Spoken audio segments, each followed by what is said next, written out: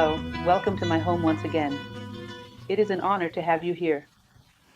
Today, our little conversation is about a very practical and timely topic, anxiety. Let's explore it from a philosophical point of view. I am aware that this is a subject being studied by multidisciplinary teams, going over it all over the world, because of the level of suffering it causes for a large portion of humanity. I would even say for all of humanity at some point. We all experience anxiety, and at times it can reach a pathological level. At that point, it becomes a source of deep suffering. Now, as many of you who follow me already know, I am a philosophy teacher in the classical sense. The goal is to share principles for reflection and lived experience, to make it something practical. This isn't just abstract speculation on the topic. Because ultimately, we don't live by what we eat, but by what we assimilate. And the same goes for teaching. It does not enrich us when it is merely an accumulation of information, but when it is integrated and absorbed into our lives. I hope our conversation today offers you something that is useful, that sparks insight. So let's begin. Reflections on anxiety from a philosophical perspective. I deeply enjoy etymology, and anyone who knows me knows I always begin with etymology. I find this helpful, understanding what words really mean. So, anxiety comes from the Latin word angere, which means to squeeze, to suffocate. It is closely related to breathing, isn't it? It suffocates us, it causes us stress. And even earlier, it comes from the Proto-Indo-European root ang, which means narrow or painful. In other words, a narrow and painful passage towards something that lies ahead in the future, in others, within ourselves, in life itself. It is often projected through the idea of the future, something we know we'll have to face, and we don't feel ready for it. And all the pain that stems from that, all the fear that arises in this process. All right then. One of the things we often talk about, I have spoken about this in several other lectures. Sometimes, towards fear it is assigned an excessively sinful role, as though we should eliminate it, or that doing so was even possible. In my research, I have had the opportunity to read works such as Caesar's Commentaries on the Gallic War by Julius Caesar, The Art of War by Sun Tzu, and I've never come across a single human being, not even the greatest warriors, who did not feel fear. The issue lies in how we position fear within our society.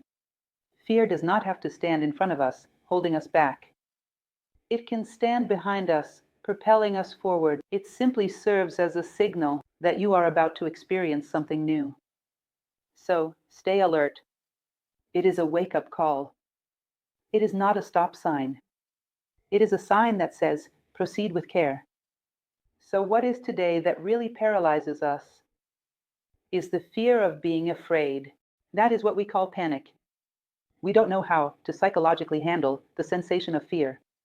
Then we lose control. We lose our clarity. Because we're not at ease, we don't know how to respond to the warning that fear gives us. Many people, instead of running away from what frightened them, chose to walk toward it consciously. As a result, they achieved great breakthroughs. They accomplished remarkable things. So fear is not meant to stop us. The kind of fear that comes with anxiety is closer to panic than to true fear. It is the absence of psychological support to coexist with the feeling of fear, which in one way or another will be with us. Where in nature is there no fear? Wherever there is a being with some level of consciousness, there is fear, and we are not going to eliminate it. We must learn to live with it in a healthy and balanced way. So anxiety is also deeply connected to this pathological fear, that sense of panic, the inability to cope with the feeling of fear. Another important aspect to consider is the connection between anxiety and expectation. In our current historical moment, expectation has become the sole driving force that motivates human beings to move forward. It is like that image of the donkey with a stick and a carrot ahead. I mean, always have to be looking for something that isn't here. It's always somewhere further ahead.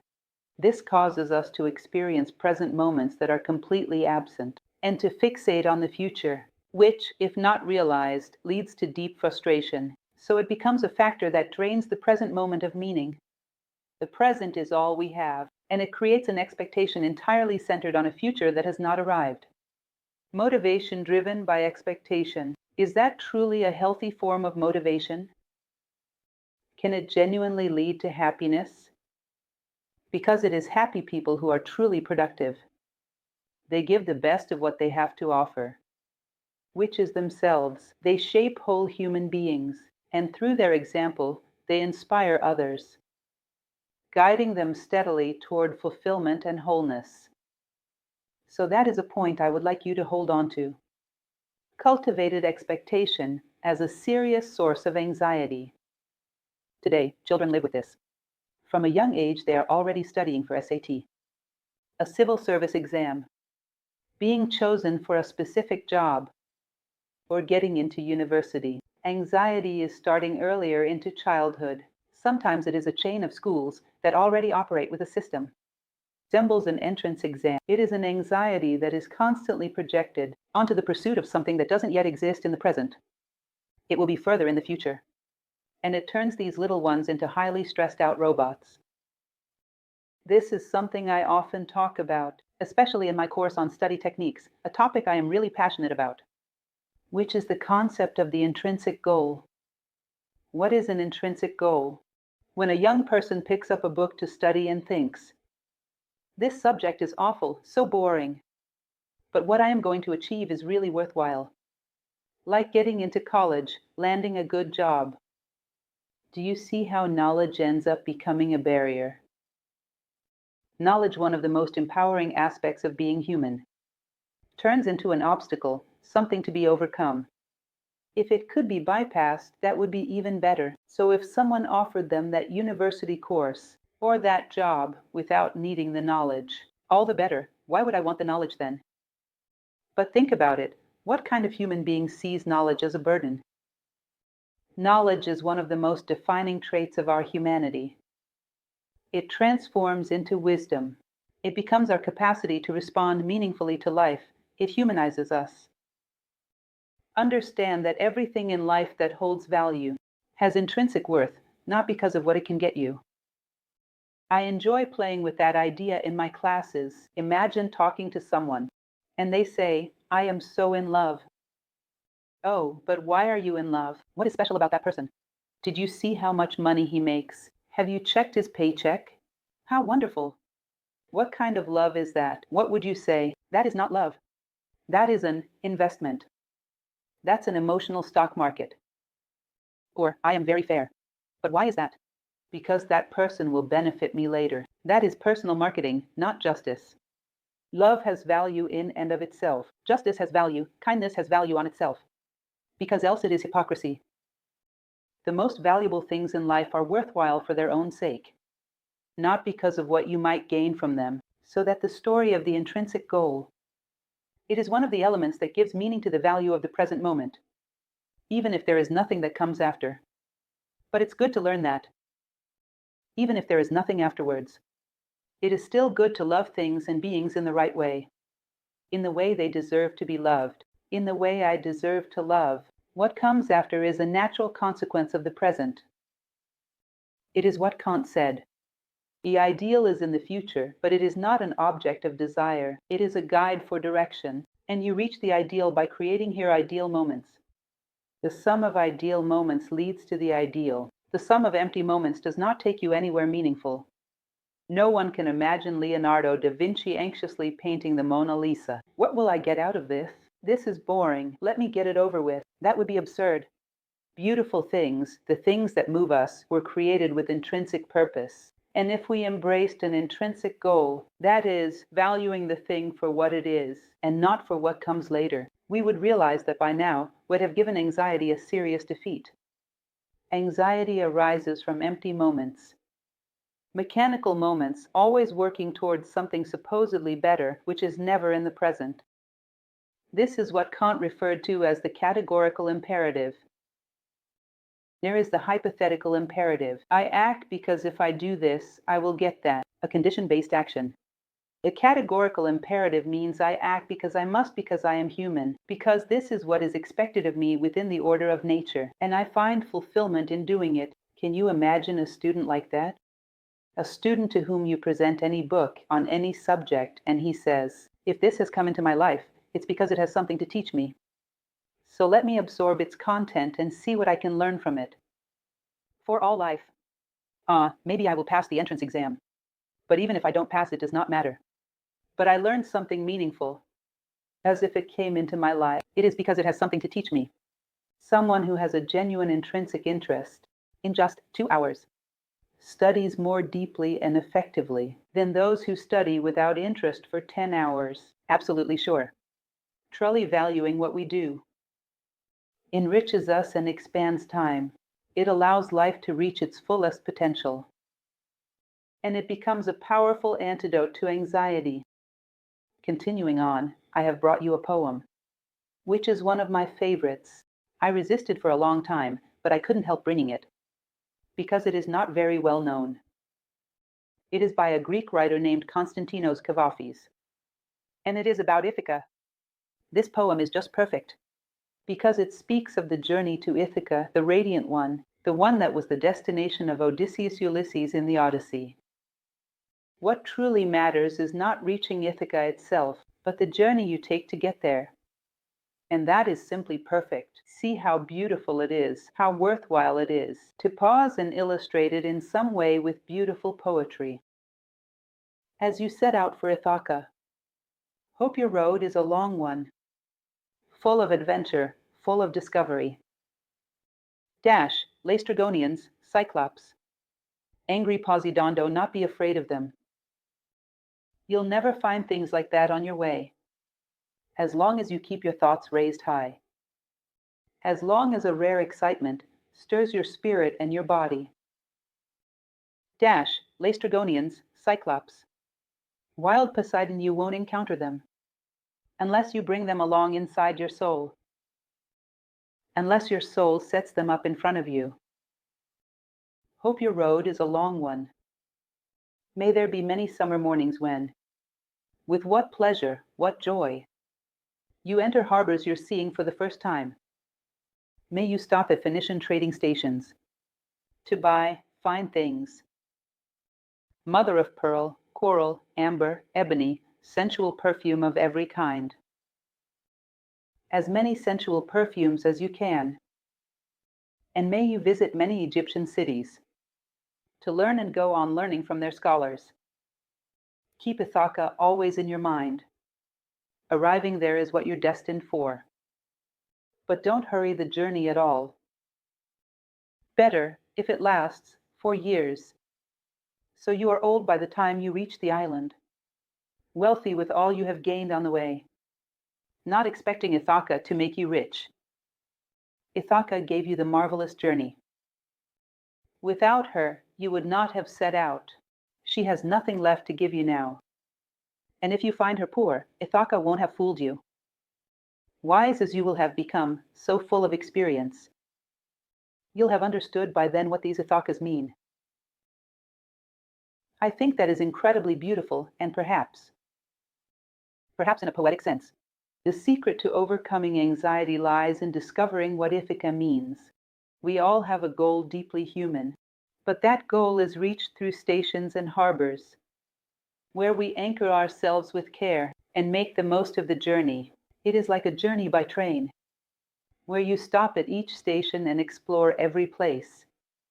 Take in all the beauty, etch it into your memory, engrave in your soul, and board the train again, continuing your path without rushing, savoring each step along the way. By the time you reach your destination, you'll be so enriched, expecting nothing from there. The journey has given you everything. The journey has given you the opportunity. Ithaca gave you the chance to live your experience with brilliance.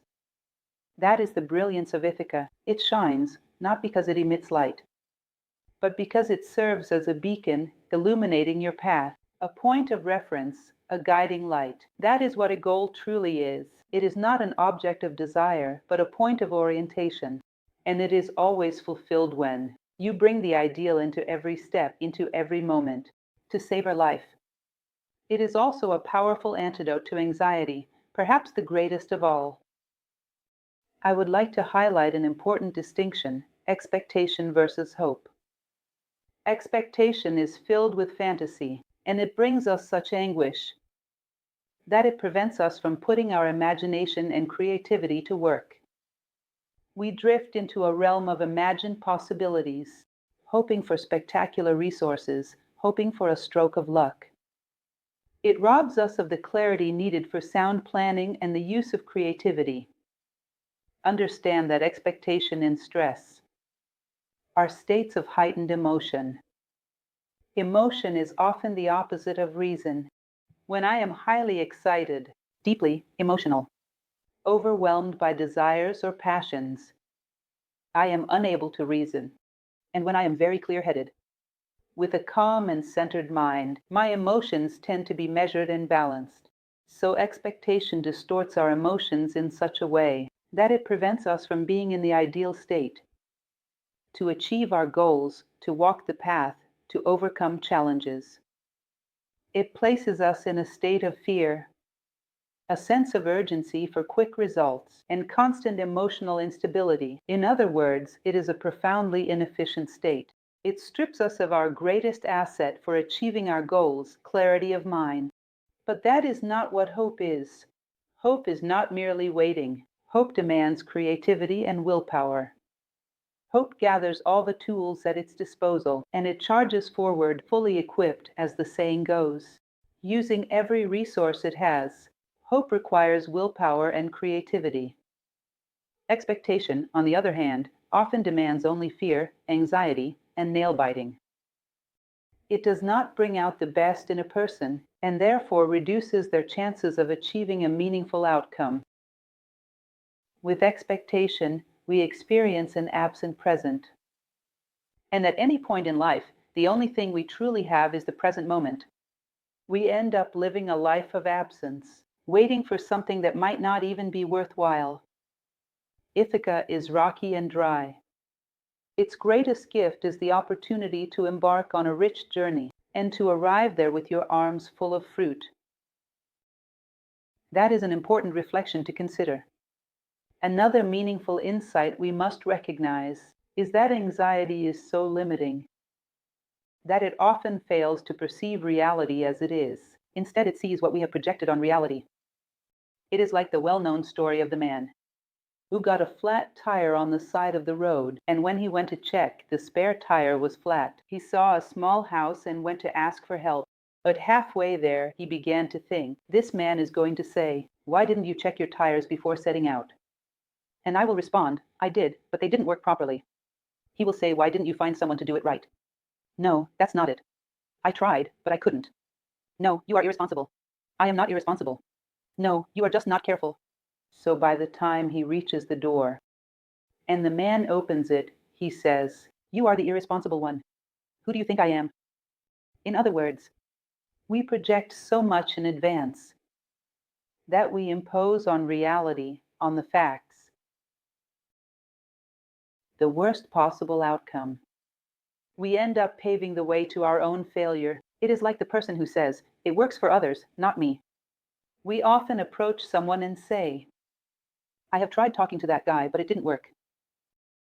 Another comes to us and says, "I got you, I will talk to him." And with the issue, the same topic, they go and succeed. Because they approach it clear-minded, expectation-free, open and ready to hear the other person has to say. There is an ancient Eastern fable that tells of a man who went to a lake and found that there were no fish in it.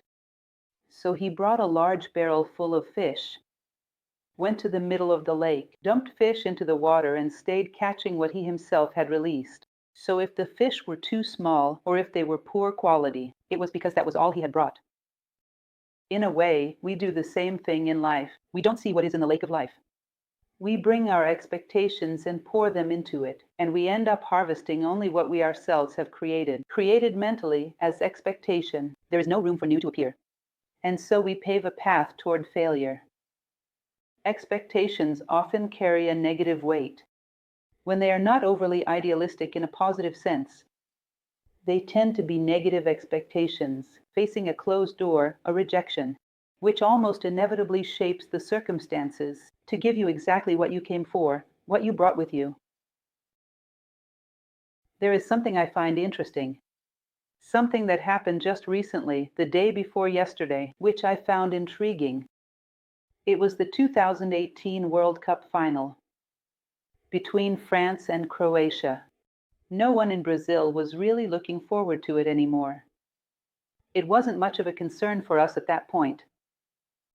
And several people I spoke with who watched that match shared observations with me that they had never made during other games. When Brazil was playing, they shared insightful technical observations about how both teams performed without diminishing either side, a more analytical view of how the match actually unfolded.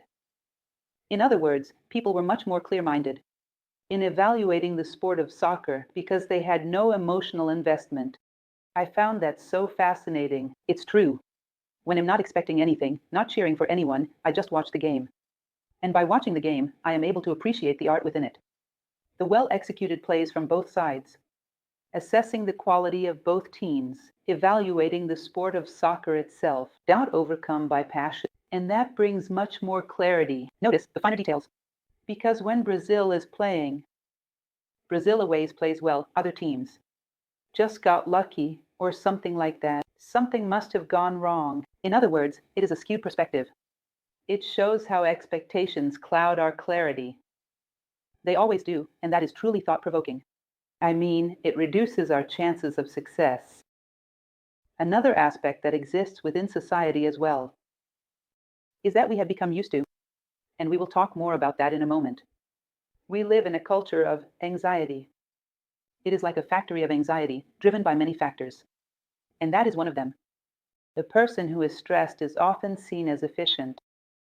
A very intense form of anxiety is stress, which can lead to a whole range of other harms. It can compound the damage anxiety causes. You cannot even imagine, for instance, spending a month or two waiting for an appointment to speak with the director of a major company.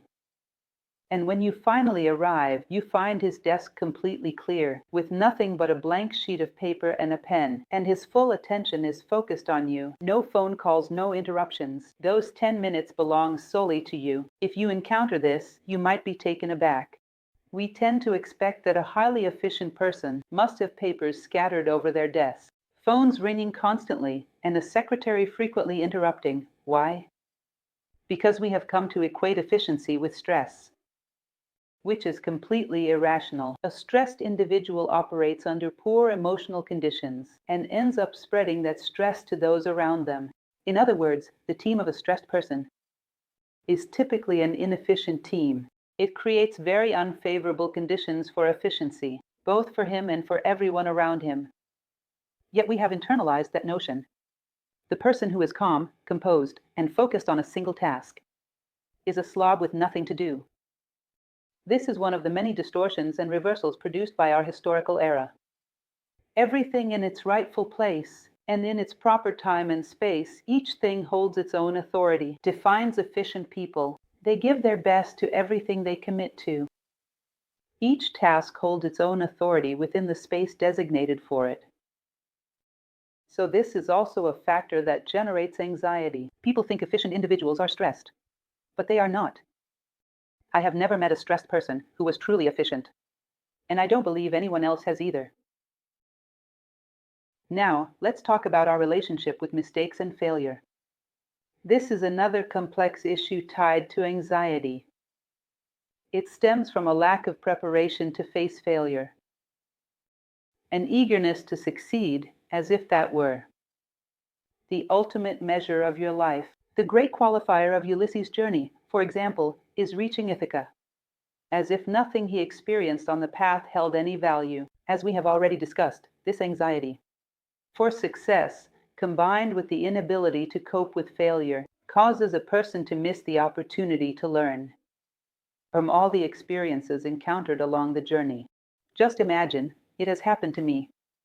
I am getting ready to give a lecture.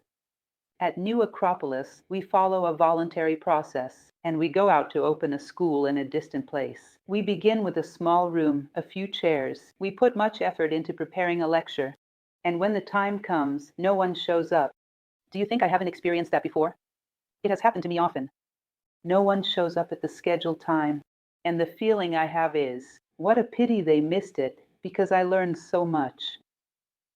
In other words, what I did was a great gain for me. It is just unfortunate that I couldn't share it, that I couldn't pass it on. There will be other opportunities. What I mean is, the way we relate to mistakes, to failure, can be catastrophic for those who place all their satisfaction in a future moment and not in the present one. If the fruit does not come, then everything done along the way seems to lose its value. And the one who works with awareness, regardless of outcome, I've won through what I've done, through what I have experienced and who I have become, through the path I have walked. I am worthy of Ithaca even if Ithaca no longer exists. Confucius once said that the greatest problem for a person is not the lack of recognition, but not knowing whether they are worthy of being recognized. In other words, not being recognized by one's own conscience. Another interesting and practical example, which I have encountered many times over the years, is that I have taught public speaking courses. Public speaking is a great way to deal with anxiety. It is truly wonderful. It is remarkable. Sometimes a person has a well-prepared presentation. Of course, preparation helps immensely. But sometimes, even with all the techniques all set, when the moment comes, they do not know how to handle that fear. That fear that arises behind the scenes and never fully goes away. Renowned actors, even late in their careers, say this. They feel fear on the stage. I've been giving lectures for many years and I still feel that fear. But being paralyzed by fear is exactly what we discussed earlier. It is the inability to deal with failure. An expectation of success that ends up causing failure because it clouds your clarity of mind. I recall an experience I have shared many times, and it's insightful. When I learned how to drive, it was quite a curious situation because I drove very poorly. I don't know how I managed to pass the test, as I really drove badly. And so, one beautiful day, I was struggling with the challenge of leaving the house to drive because I did not want to drive at all. I stopped and asked myself, what am I afraid of? Driving in the speed that I go. An accident would only happen if I hit a turtle. It is very unlikely that anything catastrophic would happen. So what was I really afraid of? Then I realized that I was afraid of people thinking I was a bad driver. I was afraid of other people's opinions. Ah, that was a beautiful discovery. I simply walked up to the mirror and said, I am a lousy driver. If anyone thinks that, they are just expressing the pure truth. And there is nothing greater than the truth. So if someone thinks I am a lousy driver, they are simply telling the truth. They have thought that. The whole world has already thought it. So now, let me begin doing things the best way I can. I don't know if the mind usually blackmails us with the threat of loss. What if they think that? What if that happens? It has already happened. I accept the loss. I accept failure. Now let's see what we can do in the best possible way. You realize you have disarmed the entire anxiety mechanism. And what if, well, I am going to keep on living.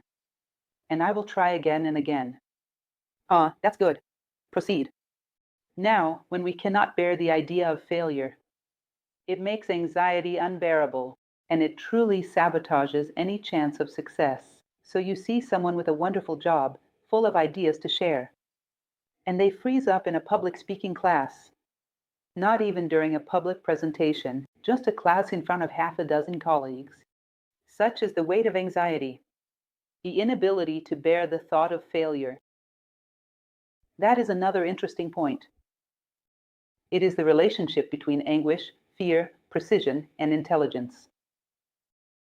It is fascinating to realize, as we have mentioned before, that anxiety comes from angira, which shares the same root as the word anguish. It suffocates us. So it significantly limits our ability to pay meticulous attention to every detail way. We are philosophers at New Acropolis.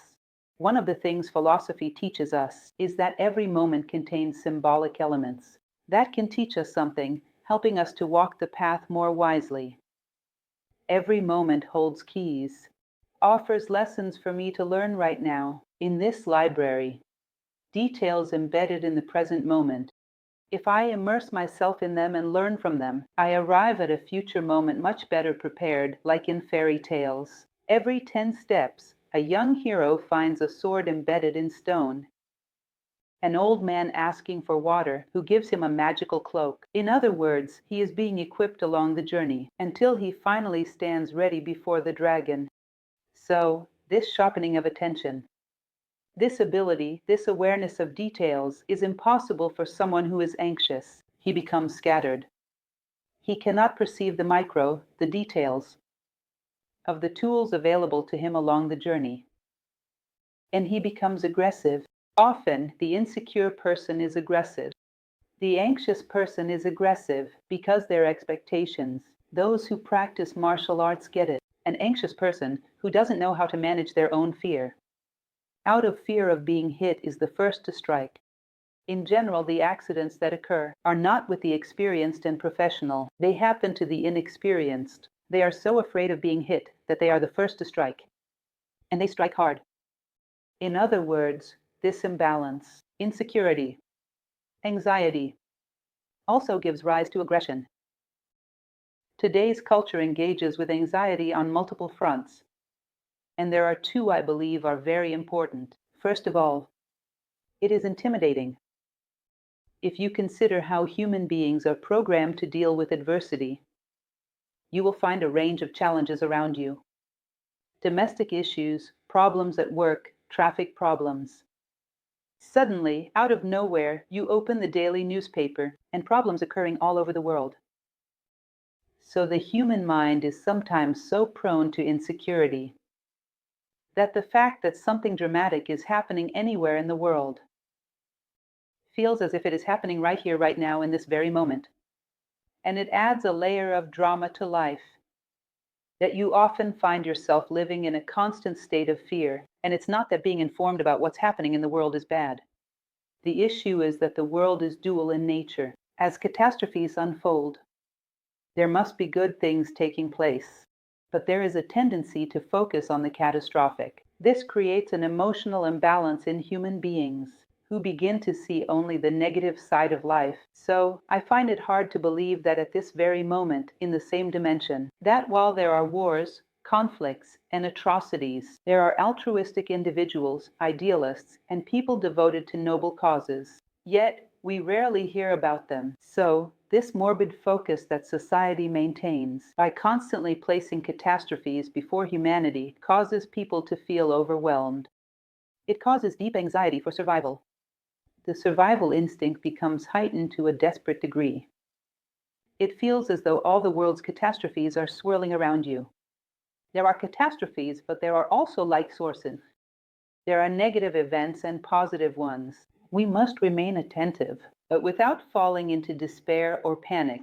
Such reactions only reduce our ability to overcome adversity. Challenging situations and problems are an inherent part of life. They are what elevate us to a higher level of consciousness. They will only leave our lives once we have learned what they were meant to teach us. In other words, when the time is right. That is natural. Look at any living being around you. They all face challenges every single day. It is a natural part of life's rhythm and flow. But where there is hardship, there is also light. There is also the presence of love. There is also solidarity, fraternity. There is equal darkness and light in the world, dual in nature. A focus on the morbid puts everything out of balance. And another element is the desire for constant possession. As you can imagine, that is a pretty overused argument these days, I know. But let's say, I don't know, 20% of humanity, I don't know the exact percentage, has access to high-end computers. That 20% buys those computers. If those devices were truly durable, if it were a technology built to last a lifetime, what would these companies do once 20% had made their purchase? Would they shut down their doors? No. They have to make these people want something even better, something even more modern. They have to render that entire generation of products obsolete and create a desire for something more up to date, more cutting edge. That story we used to hear from our grandparents, that when they married, they would buy. Our parents sometimes would buy a refrigerator for life. That we, the older children, still saw that same fridge in the house, no longer exists. Now it is a race to possess the most modern things, whatever is new. And everything else is left behind. Everything is discarded very quickly. That is another source of anxiety, because we feel the pressure to keep up with the pace of society, to stay on the cutting edge, to remain up to date, as if it were something shameful to admit. I don't have all the latest technology, everything that is on the market. I am outdated. That is an unbearable label, and it is also one of the sources of anxiety. I know these are widely discussed topics, but it is important that we envision all these factors constantly circling around our minds. I have to achieve this or that. I have to work hard to get there because being here isn't enough. I have to own this thing. I have to be informed about everything that is going on. This pressure, this pressure, this pressure. This intimidation, this distress, this limitation. That makes a person to carry a much heavier mental load than what they can or should bear, and almost without clarity of mind, and therefore very easily influenced. A person in this state of panic is extremely susceptible to suggestion. And then there is an entire universe of reflections that don't quite fit into this moment. There is another idea, also quite ancient, about a young man who set out to reach the horizon, and at a certain point realized that the earth was round, and that the horizon was beneath his very feet. In other words, the long-dreamed horizon is here, within us and in this very moment. What is the horizon we must strive to reach, to live well in the present, to be engaged body and soul in what we are doing, being truly present in our own lives, living days that are fully human? The accumulation of human days will guide us toward the human ideal, toward fulfilling our purpose in life, to become a contributing force for ourselves and for all of humanity. There will always be challenges, and with them, lessons to be learned. When those challenges have nothing more to teach us, they will pass. Let's revisit valuable guidance. An intrinsic objective. Focus on the present. Savor each moment of life. Maintain hope. Learning from mistakes and failures. Justice, placing everything in its proper time and place to avoid unnecessary stress. Accept your own imperfections. Focus on what is positive. We must train the muscles of our will. For those of you who have seen my lecture on willpower, I use an example I find very insightful. Imagine a funnel. You enter a problem through many different doors, but there is only one way out, through will. Through determination, I want to reach that goal. It does not matter what brought me here. What matters is, I am getting out and I will reach my goal. That anxiety, that desperation, to already be there without having gone through all the necessary thresholds. Along the path, all the elements that allow you to navigate the journey successfully. It indeed traps you within the problem. It makes you a prisoner of the distressing situation for life.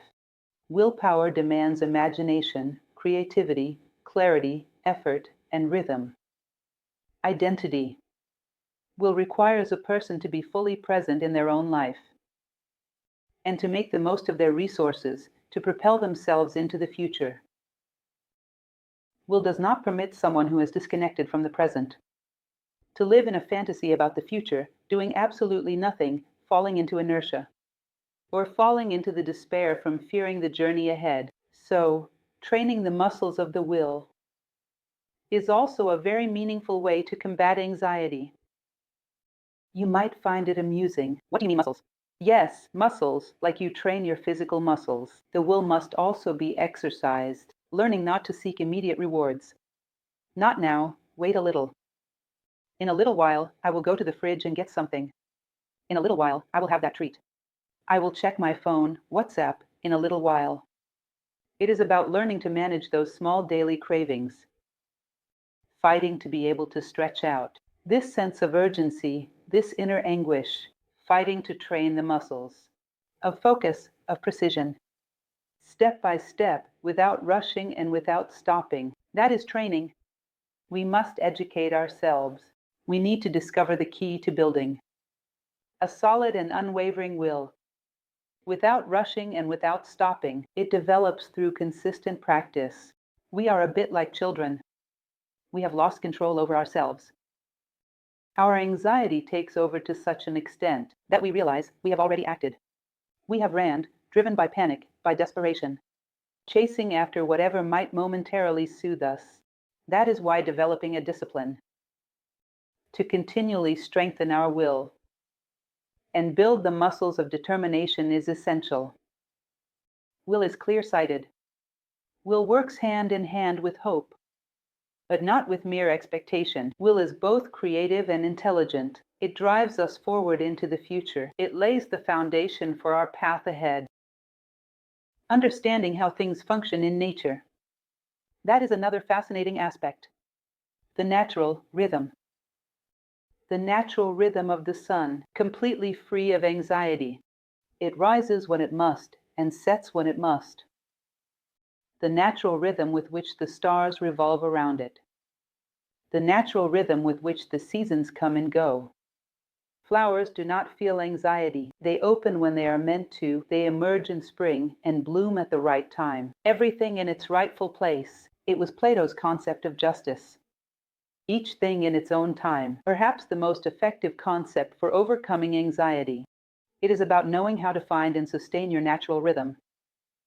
One thing I always enjoy discussing is the philosophical concept of discipline. Discipline means doing what is necessary to keep your consciousness elevated. One day, I was on my way to work, and I realized that when I traveled at a certain pace, I could see the landscape. I could hear the birds singing. I could breathe in the morning air. The ride was incredibly pleasant when I moved at that pace. But if I go at that speed, I will be late. Then I will leave earlier. Because for me, this pace is a matter of quality of life. I will do what is necessary to adapt to the circumstances. Do I need more time? Then I will leave earlier. But I will do what is necessary to keep my consciousness elevated. Accept the natural rhythm of life. We are not in a race with anyone.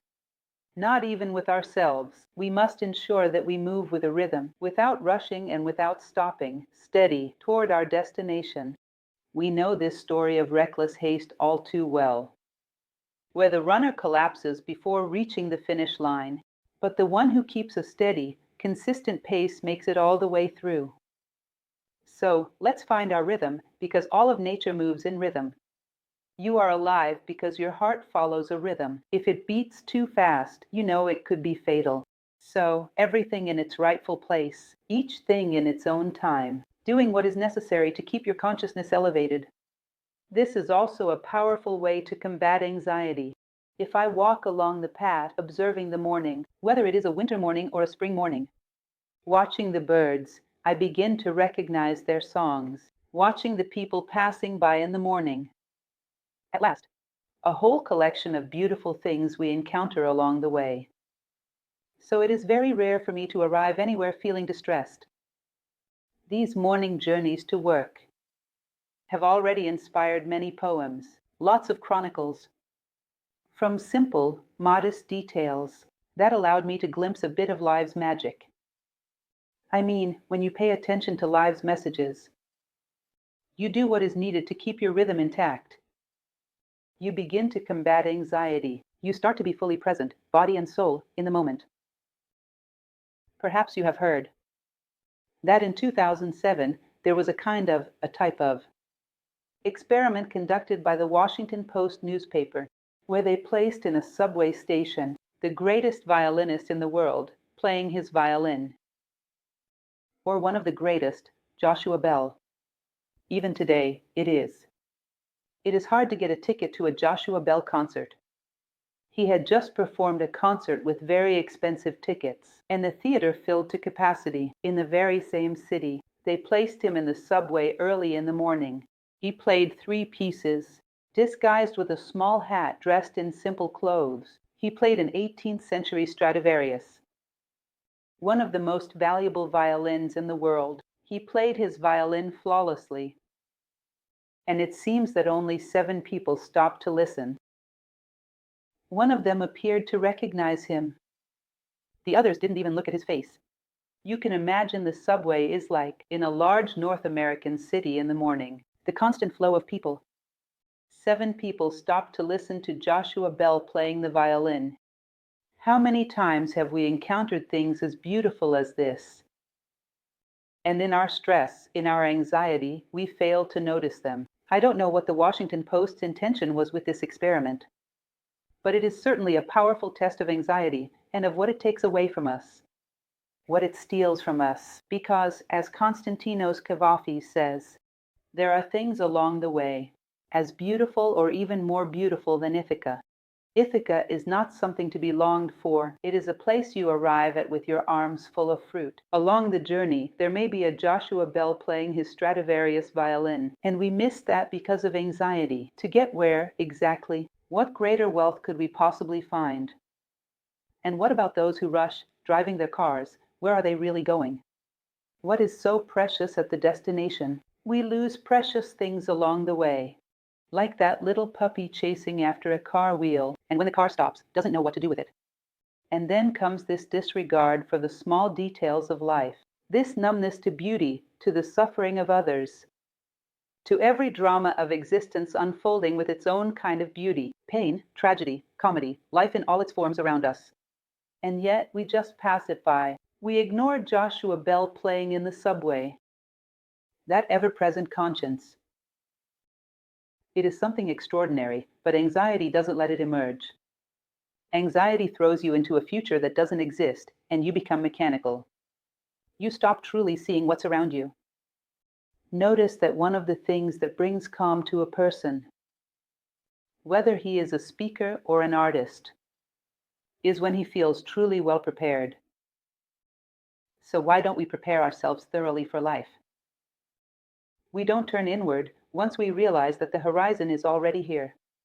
Instead, we begin to focus on circumstances, on other people. We begin to cultivate our inner life. The inner life is the wellspring of happiness. It is through the inner life that we prepare ourselves to understand others, to depersonalize problems, to stop thinking that everything is happening just to harm us, to comprehend the human drama, to understand the limitations of the world around us, and to face it with preparation, more inclined to give than to seek to receive. Remain attuned to the needs and opportunities for generosity that surround you. Prepare yourself for life. That is, cultivating your own measure of wisdom is also a powerful way to combat anxiety. In other words, someone who prepares for life. For instance, when I say, today, I want to be generous, I will not worry at all. I will remain present in every moment, to the opportunity to practice my generosity. Today, I choose to be fraternal. I'm not thinking about anything else. I'm focused on this moment. Where is the chance to express fraternity? And you will find Idiu will share it. As Sri Ram used to say, leave your heart everywhere.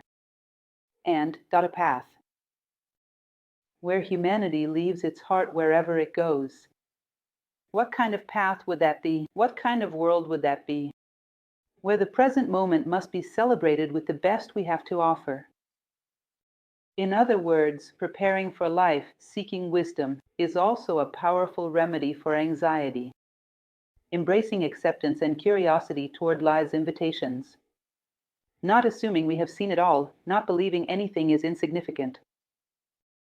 The Bardo Thodol, a Tibetan tradition of which I am quite fond, is also known as Tibetan Book of the Dead.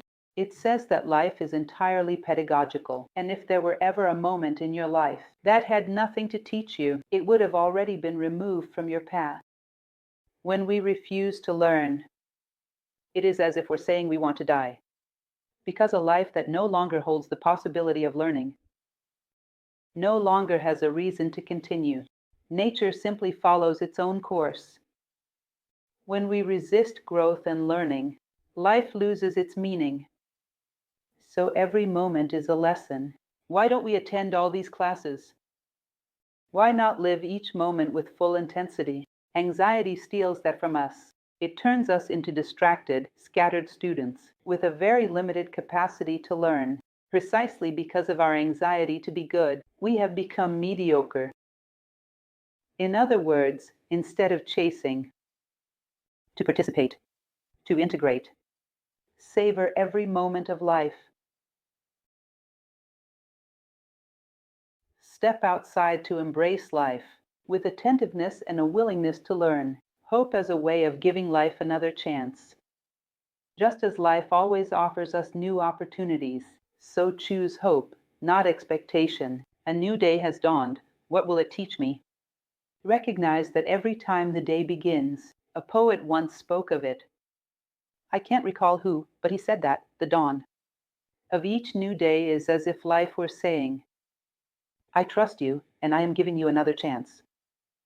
Why don't you give it another chance too? Hope is giving life a new chance. With every new day that begins, it is like the fresh excitement of a child going to the playground. It is not the same playground. Each day brings new adventures. There are wonderful things waiting to be discovered. Life is constantly renewing itself, and we should renew ourselves along with it.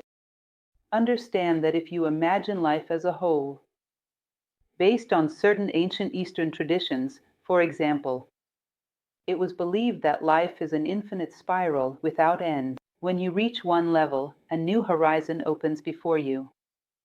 It is an infinite spiral, so where does it lead? Every point along the way holds equal value. In other words, a child learning to walk or to hold a pencil is just as significant an achievement as an adult graduating from university, or a professional receiving public recognition. These are accomplishments of equal significance. Any point along the journey can be beautiful, can be meaningful. There is no final destination. If we come to understand this, that life is an infinite spiral, then there is no end point. So what are you waiting for? For nothing, for emptiness. The only place you will ever truly arrive is right here. Arrive here with your full awareness, with the fullness of your creative power, of imagination, of fraternity, of generosity. Here in this moment. This is the point of arrival. If it is not here, it won't be anywhere. Because there is no final destination. This realization is also deeply meaningful, because it dissolves the main source of anxiety. Arriving there, but there is no there. There is only here. So this becomes a powerful insight for those who struggle with anxiety. In any case, the word anxiety comes from the Latin angere, to squeeze, to suffocate. Why don't we expand instead of constricting? By expanding through integration, we dissolve the root cause of anxiety. Anxiety confines us, it suffocates us. Take a deep breath. Savor the air, savor the sounds, savor life in its entirety. It sounds synesthetic, doesn't it? But it truly is. Savoring all the impressions that the present moment offers you. Extracting the wisdom that each moment offers you. Believe in life, trust in it. That is another interesting point, which could be a lecture, one that I intend to give someday, on trust. The complete trust in what the Eastern traditions call Dharma. That is, the idea that life follows a law, a meaning, a thread that connects the events of life, and that I must move forward like a child, discovering what is inside the next package. There is no chaos, there is cosmos.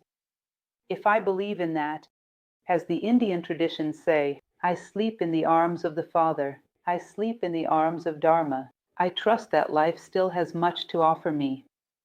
And no matter how difficult it is to lift the lid of the box, I will find something of value inside. But it will never be the final box, never the last hard lid to open, and it will never be the final reward. The journey is endless, and like a child, fresh and open before. The mysteries that life places before us, yet trusting that they hold meaning, and that they guide us along the way. Resting in the arms of the Father, in the arms of Dharma. And that is it. I invite you to reflect on these ideas. They are few, small, and simple ideas that revolve around a central concept. What are the goals? What are the arguments that fuel our anxiety? You come to see that they are illusions. We are chasing after nothing. There is nothing so urgent to attain that it justifies sacrificing the present moment. We often pause to look at old photographs. I did that recently. And I realized that when I took that photo as a teenager, as a child, I thought it was a terrible photo. And now, at 54, I look at it and say, what a beautiful moment. Why didn't I enjoy it? Why did I think it was ugly? Why did I believe I looked bad in that photo? What a beautiful moment. Why didn't I savor it the way it deserved? There is no moment in life that is worthless. To justify chasing after a fiction, that causes us distress and steals away the present moment. Think about that. Remember, we do not live by what we eat, but by what we assimilate. So let every new learning experience be an invitation, so that something from it can be integrated into our lives. Thank you very much.